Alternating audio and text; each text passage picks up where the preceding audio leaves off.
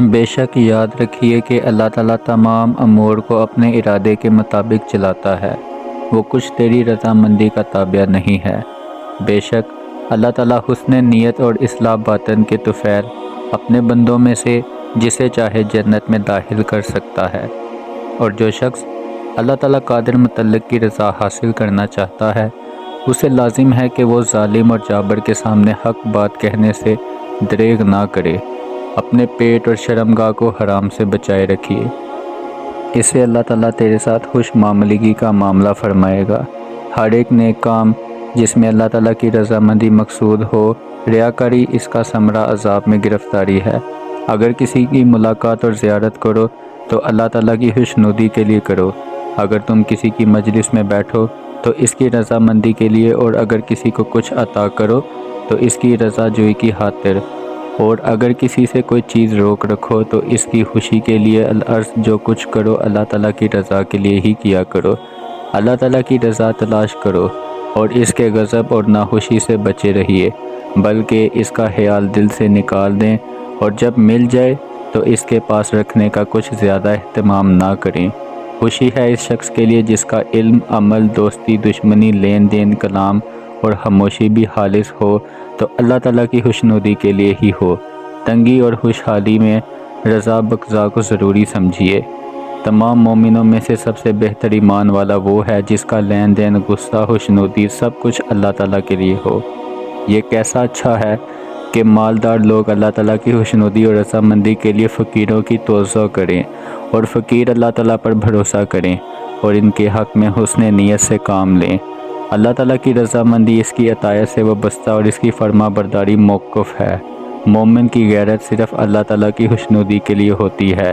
ایمان کا ثمرہ تو یہ ہے کہ آدمی کسی سے دوستی رکھے تو اللہ تعالیٰ کے لیے ہی رکھے، کسی سے دشمنی رکھے تو فقط اللہ تعالیٰ کی ہی خاطر رکھے، اور اسی کی خاطر میل جول رکھے، غرض سب کچھ اسی کی خوشنودی کے لیے ہے۔ ایسے کاموں سے باز رہیے جو تیرے رب کو ناخوش اور لوگوں کو منتفر کریں، کیونکہ جو شخص اپنے رب کو ناخوش کرتا ہے وہ گویا اپنے ہاتھوں اپنی موت اختیار کرتا ہے، اور جو لوگوں کو منتفر کرتا ہے وہ شرافت سے بیزار ہو جاتا ہے۔ سب سے زیادہ غنی وہ شخص ہے جو اللہ تعالیٰ کی تقسیم پر راضی ہوتا ہے۔ اللہ تعالیٰ کی رضامندی تلاش کرے، اس کے غضب اور ناخوشی سے بچے رہیے، اور اس کے خوف سے اپنے دل کو پال لیں۔ جس شخص کی حالت اللہ تعالیٰ کے ارشاد اور اس کی مرضی کے چلنے سے درست نہیں ہوتی تو وہ اپنی مرضی اور اختیار سے اسے کبھی درست نہیں کرتا۔ اس شخص سے زیادہ کون نقصان میں ہو سکتا ہے جو اللہ تعالیٰ کی رضا و محبت بیچ کر دوسروں کی رضامندی و محبت حاصل کرتا ہے، اور اس شخص سے کون زیادہ ناکام ہو سکتا ہے جو یقین کو چھوڑ کر شک و حیرت میں پڑتا ہے۔ اے اللہ تعالیٰ اپنی ہمیں رضامندی کی نعمت عنایت فرما اور ہمیں غیروں کی طرف ہاتھ بڑھانے سے مستغنی بنا دے۔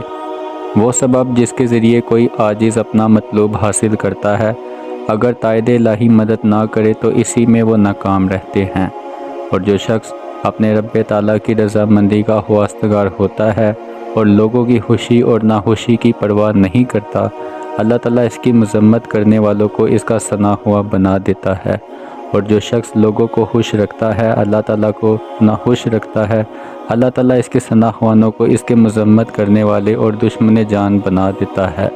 جوانوں کو بڑھاپے کا، تندرستوں کو بیماریوں کے آنے کا منتظر رہنا چاہیے۔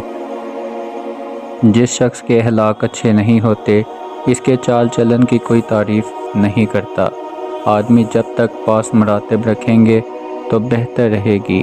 درست گہری اخلاق کو بگاڑتی ہے اور سہل گہری روزی جاری کرتی ہے۔ مکارم اخلاق کے زیور سے اپنے آپ کو آراستہ کرو۔ مکارم اخلاق میں سب سے اچھا حلق احصار کرنا اور سب سے اچھی رائے برگزیدہ لوگوں کی صحبت کو اختیار کرنا ہے۔ مکارم اخلاق سے جنت ملتی اور صبر سے تکلیف کم ہو جاتی ہے۔ اپنی رائے سے کوئی چیز اپنے لیے پسند کرنے سے بچے رہیے، بلکہ ہر ایک کام میں استخارہ کر کے اکثر ایسا ہوتا ہے کہ وہ چیز کا وہم و گمان نہیں ہوتا۔ اللہ تعالیٰ اس کے ذریعے کامیابی فرماتا ہے۔ جب تم کوئی کام کرنے کا پختہ ارادہ کرتے ہو تو اس کے متعلق اپنے دوستوں سے مشورہ کیا کرو، اور جب اس کے کرنے کی رائے قرار پا چکے ہو تو اس کی نسبت اپنے رب سے استخارہ کیجیے۔ ہر ایک کام میں استخارہ کرو اور اپنی رائے سے کسی پہلو کو اختیار نہ کرو۔ بہت سے لوگ اپنی رائے سے ایک کام اختیار کرتے اور اسی میں تباہ ہو جاتے ہیں۔ جو شخص استخارہ کرتا ہے وہ نادام نہیں ہوتا، اور جو شخص مشورے سے کام کرتا ہے وہ غلطی میں نہیں پڑتا۔ جو شخص سلامتی کا طلبگار ہوتا ہے وہ شریعت کی راہ پر مستقیم رہتا ہے۔ استقامت میں سلامتی، بڑائی میں ندامت ہے۔ خوشی ہے اس شخص کے لیے جو اپنے رب تعالیٰ کی مدد اور حمایت اور اپنے ہادی کی ہدایت سے استقامت کے راستے پر چلے۔ سلامتی سے بڑھ کر بچاؤ کا کوئی سبب زیادہ مضبوط اور مستحکم نہیں ہوتا، اور استقامت سے بڑھ کر شرافت کا کوئی مسئلہ اور مددگار نہیں۔